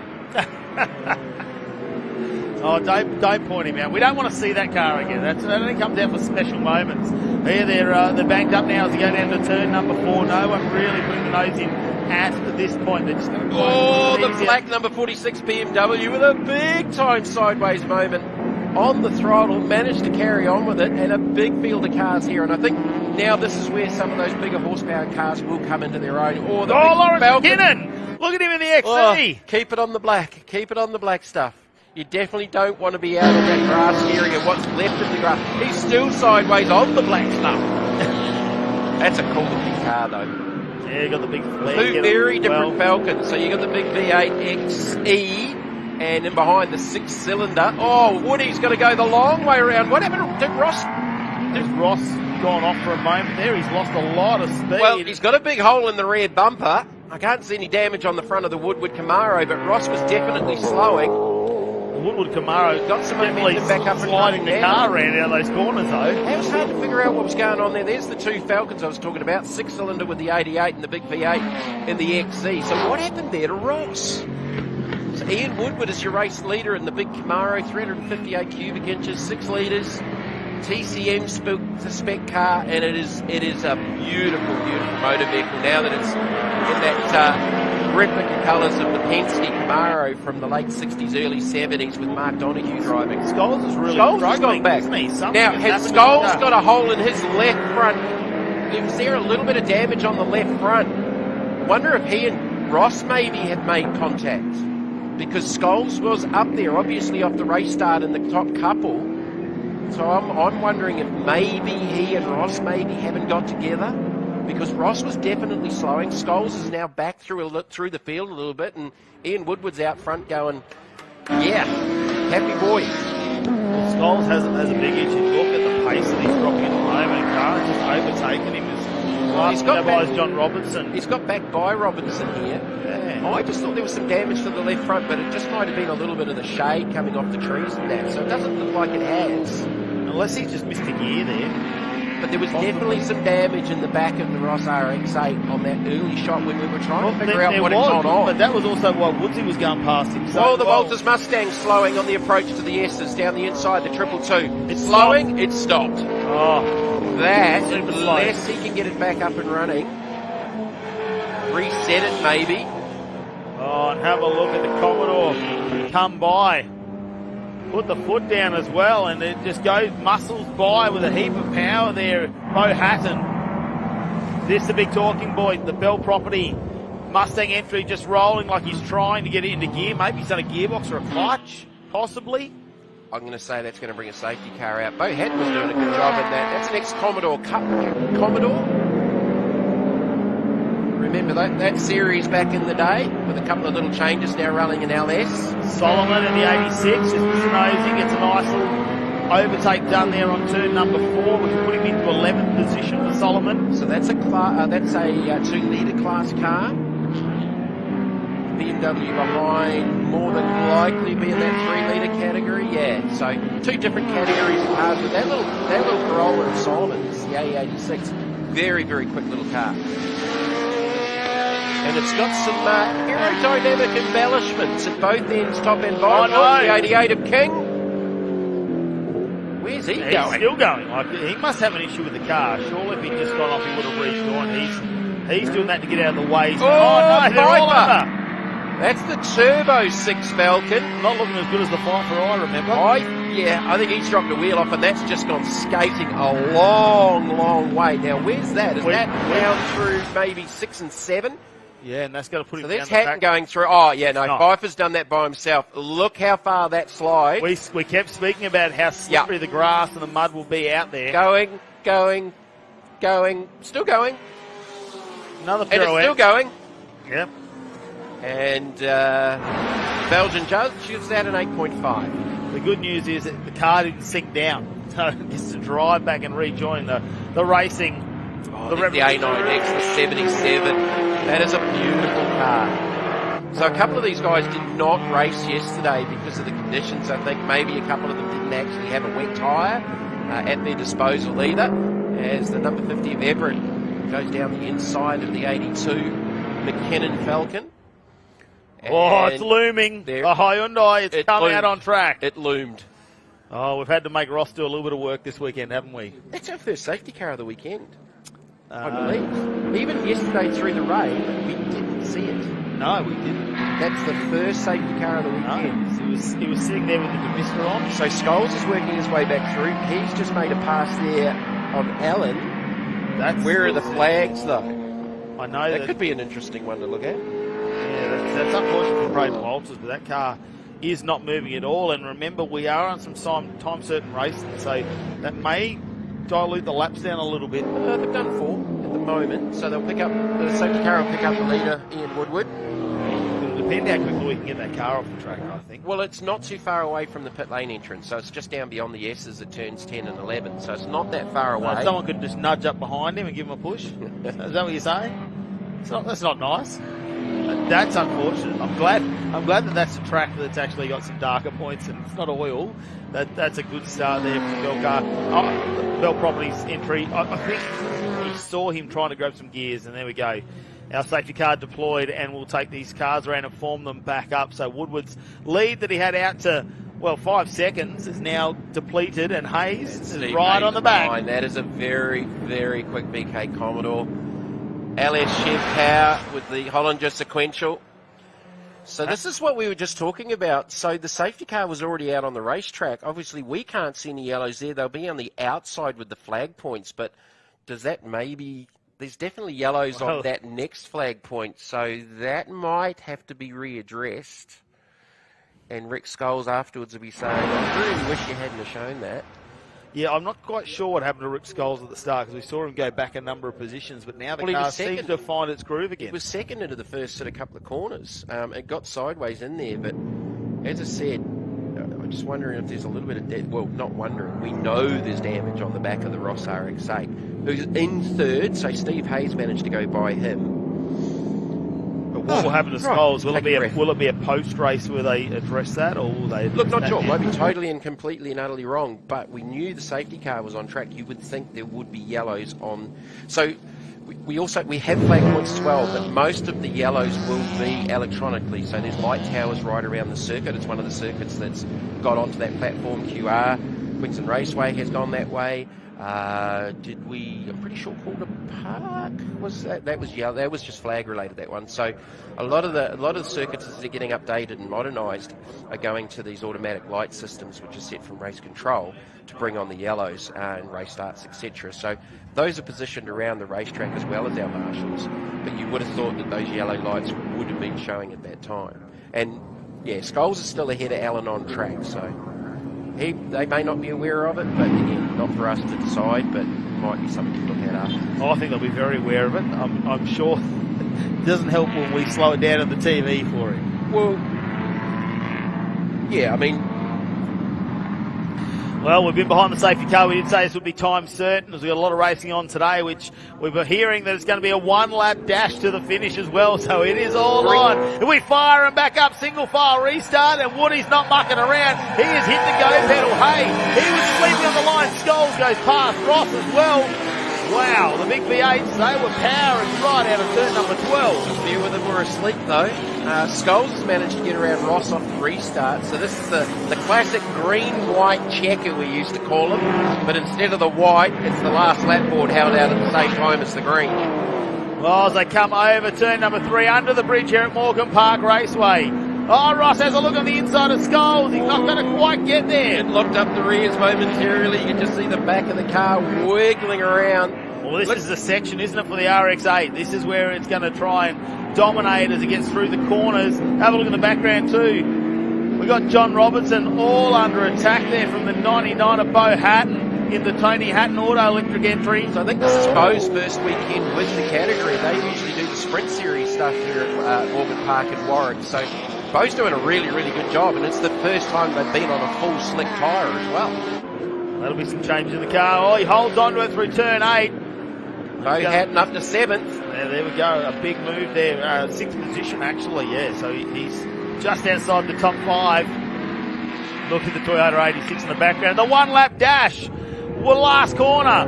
Woody, great restart on this one. And he's going to get himself a checkered flag and a win here in race number 3 of the Replica Tourers. Channeling Mark Donohue.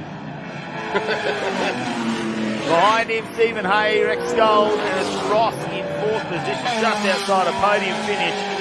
Oh, side by side there between the Commodore and the BMW further down the order. It sort of compressed the field up with that restart. Behind the safety car, the number 77 Tirana going through. That is a cool car, Jason Hadchey. Pfeiffer and McKinnon across the line side by side as well. Just having a look at where they ended up, because they pushed it all the way right to the finish line. Well, let's have a look at our results here for the Replica Tourist Trophy Series race number 3. Ian Woodward takes the win over Stephen Hay. Rex Scholes in third. Then it's Daniel Ross, Sam Allen, Bo Hatton, John Robinson, Chris Sullivan, Braden Mooney and Stuart Walker for your top 10. And what a challenge it was with that final lap dash. Brian Bronson comes in 11th, followed by Harry Everett, Brian Smallman, Lawrence McKinnon, Roger Pfeiffer, Jason Habici, Greg Wilson, Tim Barwick, Craig Lyon and Jordan Walker in 20th position. Big field here this weekend. Daryl Meehan in 21st, Adam King 22nd after a moment where he went off. Braden Walters towed off the track there, and then of course they've got some that didn't really make it out onto the track and get too many laps in, but Braden Walters, that is a big talking about. That Mustang was super quick and definitely in the top 5 in all of our races. Really good in the wet.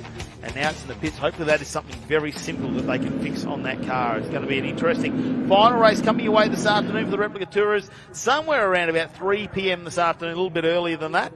And always some fantastic racing. And the last one, well, now you get a little bit of time. You've got 4 weeks to fix it. So we know that they will probably apply a little bit more pressure. Yeah, looking forward to another big field at Queensland Raceway. So here off the race start, Rex Scholes off the pole, Ross in the RX-8 to the outside. Ross jumped across and got the lead initially. Oh yeah, he just lost traction on the rear, didn't he, Scholes, when he was trying to drive out of one. It was maybe just unsettled on those bumps going to turn 1. So Scholes was definitely in the top 2 at that point, as we were watching some pretty big battles going on behind with Robinson and McKinnon, the Commodore and the Falcon. The big Falcon decided to go do some guarding out there off the curbs, and as he got it turned left into the next one, it got sideways again with King and this is Pfeiffer. This is arguably the long distance award for the weekend so far, because it just kept on going and going and boom. It's actually not that much mud in his rim. But normally when they slide that way out far out there, and that'll unbalance the wheel. But here's another talking point. The 222 this time of Braden Walters. First safety car of the weekend. Brought out the Hyundai inline safety car. Hard to believe after yesterday's weather that was the first safety car of the weekend. So Ian Woodward streaked away from the start. Ross didn't get a very good restart at all. Steve Hay trying to go with the Camaro, but Woody read that one perfectly. And the beautiful Sunoco Camaro Replica takes the victory here in race number 3 for the Replica Tour Trophy Series. Yeah, a 1-lap dash to the finish. And Woody, well, he finished where he started, didn't he? Out in front, and with lots of horsepower there as we're going to lead our Legend Cars Australia back out on track. Now, they get 5 races over the weekend, the Legend Cars, because they just keep coming out and doing lap after lap. This one's going to be an interesting one. Remembering last time out, it was a top 10 reverse grid. We go back to our usual format on this one. What race is this? This is about their 15th race of the weekend. It feels like it from commentary, because we know how many times they go around. It's race 4, but it's not their last one of the day. They've got another one later on in the afternoon. Well, yes, that's exactly right. We've still got one more to come later on this afternoon on our TV coverage, so they've got to get through them. But I think one of the things you can take out of that is they're fairly economical to run. Little tiny engines. You've only got to bring a 20-litre Jerry with you. Pretty much. Good little category to get involved with. Of course, the parts truck sitting down there. Tony Ward, he's got everything. When they do have a little mishap, nuts, bolts, brake pads, body panel, it's all there for our Legend Cars Australia to keep doing their round after round as part of the Hi-Tec All Super Series in 2024. Let's have a look at how it's going to start. Lockie Ward, he's 3-3, including what was he's definitely the pace setter. Lincoln Pope was great to see him up in second position. Brendan Hourigan in third. The current Aussie number 1. Then it's back to Ryan Brink, Scotty Melville, Shane Tate, Scott Morgan, Nathan Prida up into the 4th row. That one's going to be really good from him. Then it's Williams and Duckworth to round out our top 5 rows. Spicer with the onboard camera out of position 11, followed by Josh Horrigan, Darren Bradley, Asker Sendel, Matthew Bond, and we go through the rest of the field. So looking forward to another fantastic race here at Morgan Park for the Legend Cars. So 5 races for them this weekend in beautiful sunny conditions. Oh yay. Look at the mess off the exit curve there off the outside of turn 7. yesterday they got very, very wet, and there was some race suits and boots being hung out last night to try and dry them out. It was uncomfortable. They couldn't see either, and it was the spray because the tyres sort of like half under a guard, half hanging out. So it's sort of like a semi-open wheeler. I was talking to a couple of them. That's what I said. As bad as the vision was, it was actually the spray which was the worst. And Dylan Thomas said exactly the same thing about the Formula Vs. They're open wheel, it's the helmets more so, but the spray was the biggest issue for them. And same with these guys, and even some of the production car guys were talking about that too. Well, they're going to bunch them up. Safety car will drive away as we get this race underway. Race number 4 for the Aussie Legend cars, and they've been absolutely legendary since we've had them as part of the series. Let's have a look at how this one's going to unfold. Lockie Ward been super dominant. Can he get a great start here? Because the pace he's shown, he manages to get about half a second on him every lap. Can he get a clean start? Because Hourigan, the Aussie number 1, is right behind. And will he follow him into the corner? Can he keep Pope on the outside? Pope, the young gun, coming out of karting as well. Well, the 47, we get further down with Spicer, who's got our onboard camera. He's in 11, trying to hold on to that position. You can see the top 10 unfolding right in front of him.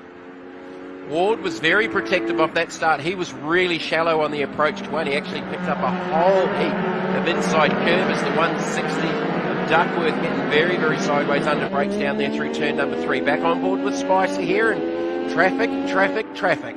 Well, you can see it's a little bit of bump and run throughout the field here as they all try to find their positions, and Morgan a little bit further back than what we expected, but he had a big moment in that last race as well where he just went off track and a little bit of an excursion, jumped back on very, very quickly. Definitely not hard to spot that car with the bright red. It stands out like a sore thumb. Spice already up into 10th as well. That'll put him in a top 10 finish. Oh, Ward had a bit of a wiggle. That was through, I think, 8, that fast right-hander on the approach to 9. There was the 81 of Melbourne, right out, pushed really hard. 55 of Sender with a nice pass up the inside there on, I think, the 72 of Darren Bradley. Oh, they're starting to find their groove. Lockie Ward definitely has a little bit of pace. Look at Ryan Pring now on the back of Pope. He's a former national winner too, run at the Nationals a couple of years ago, Ryan Pring. And you've got to think, Pope and Pring, young, talent, yeah, both young. under 20. Yep. This is another fantastic category to come out of karting, and I would say a lot of these young drivers have made that progress. And it's a little bit of a different avenue, but they are a fantastic little package and a great way to go cost-effective motor racing. The tyres they've got on, they're just a good quality road radial tyre, obviously controlled by the category, so they've all got the same tyres on. But whether a Federal or an NCAM. Can't remember. Yeah, but I know they're running on a different tyre in the US stuff, and then they've got a different tyre which is probably Hoosier based for the dirt stuff, and they do race them. And I do like that they contribute to both. Some of these guys have raced on dirt as well in the same cars. It's changed the suspension setup and go racing on dirt, but we see them swap parts. Like sometimes the dirt guys will use the stuff that the road guys are consumables for the road guys, aren't so consumable. Or the dirt guys go through a lot more of them, so they'll take the second-hand parts, and these guys get to upgrade to new all the time. You're definitely going to use a lot less gears in dirt racing. They're going to do a lot more steering arms, I'd say. Fourth and just sit there. I think the steering arms are probably consumable when it comes to the dirt side of these things. Yes, and they'll be running stagger, which you don't want to do in a circuit race version. But obviously with the control tyre here, you see them get a lot of laps out of those tyres, so there isn't the need to keep going back and putting new tyres on every round and things like that. Here we go, under brakes. It's a little bit wiggly as he goes down in the 95 of Aidan Williams. Southern Infrastructure and higher. Over Chris Spicer, who's got our onboard camera, so he'll give up his position 10. Williams will take that. Position 11. Williams will go into 11. Here we go, Nathan Preto slowly just picking them off one by one. Looks like he might have just got past. Oh, Pring, an inside run. Not going to let him have it though. No, he couldn't get the momentum. He sort of pulled out to try and get down there, but Pope pretty strong under brakes. And again, all about momentum, these cars. If you get sideways, you get checked up, you're going to spend that next part of the lap trying to regroup and get onto the back of the car in front of you if you were trying to get around them. So, look, Ward's doing a good job out in front. He's really dominated so far this weekend.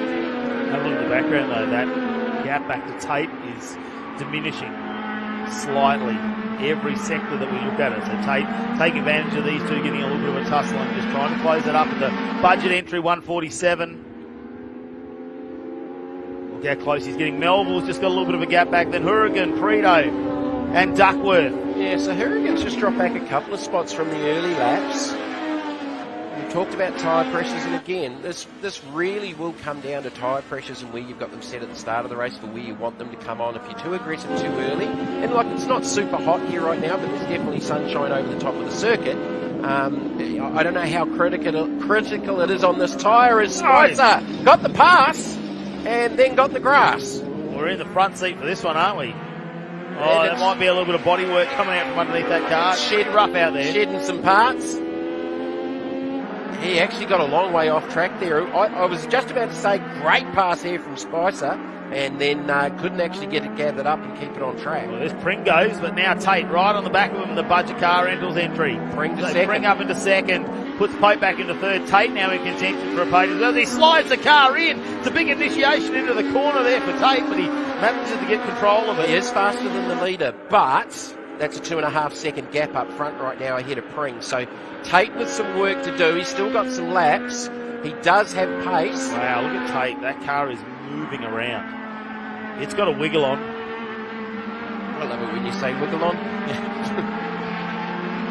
There's Melville there in the 81.